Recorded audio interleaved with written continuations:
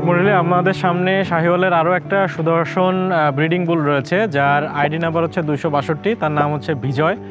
এই বুলটার blood level হচ্ছে 87.5%। এই বুলটা শাহিওয়ালের খুবই ভিগোরাস ক্যারেক্টারিস্টিক সমৃদ্ধ একটা বুল। তার শরীরে যদি আপনি গলকম্বল দেখেন, পিঠের চুট দেখেন, গায়ের রং দেখেন, সত্যিই অনেক আকর্ষণীয়। এই বুলটার বর্তমান লাইভ বডি ওয়েট রয়েছে 632 কেজি এবং এর হাইট রয়েছে আপনার 5 ফিটের মতো।